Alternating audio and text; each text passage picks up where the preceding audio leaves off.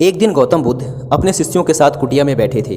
सभी शिष्य आज जानना चाहते थे कि मोक्ष कैसे प्राप्त किया जा सकता है। इसलिए उन्होंने महात्मा बुद्ध से निवेदन किया कि वो आज मोक्ष पर उपदेश दें। शिष्यों की बात मानकर बुद्ध ने एक कहानी सुनानी शुरू की। यह कहानी थी एक जल्लाद और भिक्षुक की।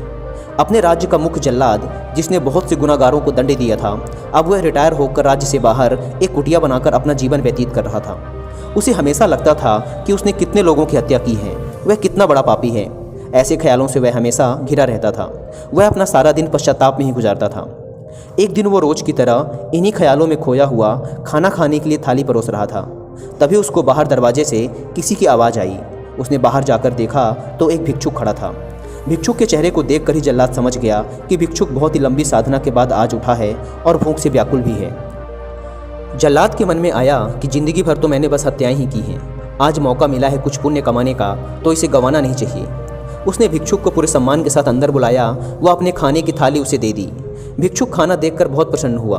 भरपेट भोजन करके भिक्षुक ने जल्लाद से बातचीत शुरू की। जल्लाद ने भिक्षुक को अपने जीवन की सारी कहानी सुनाई। उसने बताया कि वह कैसे काम करता था, उसने कितने लोगों को फांसी दी और वह सोचता है कि वह कितना बड़ा अपराधी है। जल्लाद की वेदना सुनकर भिक्षुक बहुत ही शांत स्वर में बोले, क्या तुमने वो जीव हत्याएं अपनी मर्जी से की थी? जल्लाद ने कहा, नहीं, मैं तो बस मेरे राजा की आज्ञा का पालन कर रहा था।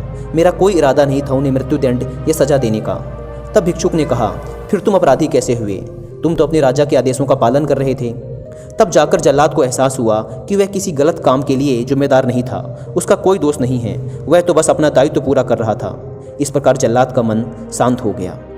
फिर भिक्षुक ने जल्लाद को उपदेश दिया और उससे विदा ले ली। इस घटना के बाद से जल्लाद का मन शांत रहने लगा। उसने भिक्षुक द्वारा दिए गए उपदेशों व शिक्षाओं का पूरे नियम पूर्वक पालन भी किया, जिससे उसे ज्ञान की प्राप्ति हुई और उसकी मौत के बाद उसे मोक्ष प्राप्त हुआ। इतना कहकर बुद्ध ने अपनी कहानी को विराम दिया। सभी शिष्य बहुत ही आश्चर्य के साथ बुद्ध की ओर देख रहे थे।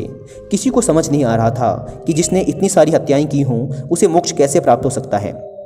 तब एक शिष्य ने यह दुविधा बुद्ध के सामने रखी। तब महात्मा बुद्ध ने शिष्यों को समझाया कि भिक्षुक के उपदेश से जल्लाद को ज्ञान प्राप्त हो गया था। जल्लाद के जीवन में पहली बार किसी ने उसे ज्ञान का उपदेश दिया था, जिसे उसने पूरे शांत चित्त और मन के साथ सुना था और समझा भी था। इसलिए मृत्यु के बाद उसे मोक्ष प्राप्त हुआ। अपनी बात को विराम देते हुए अंत में बुद्ध बोले, बिना ज्ञान के हजारों शब्दों का उपदेश भी बेकार है, किंतु जब शांत मन से उपदेश का एक शब्द भी सुन लिया जाए तो वह ज्ञान देता है और ज्ञान से ही मोक्ष की प्राप्ति होती है। दोस्तों, इस कहानी ने हमें सिखाया कि अपने कर्तव्यों का पालन बिना किसी दुर्भाव के पूरी ईमानदारी के साथ करना चाहिए। साथ ही अपने मन को हमेशा शांत रखना चाहिए, क्योंकि शांत मन से उपदेश सुनने पर ही वास्तविक ज्ञान की प्राप्ति हो सकती है, जो कि हमें मोक्ष की ओर ले जाता है। अतः महात्मा बुद्ध कहना चाहते थे कि केवल आत्मज्ञान से ही मोक्ष की प्राप्ति संभव है।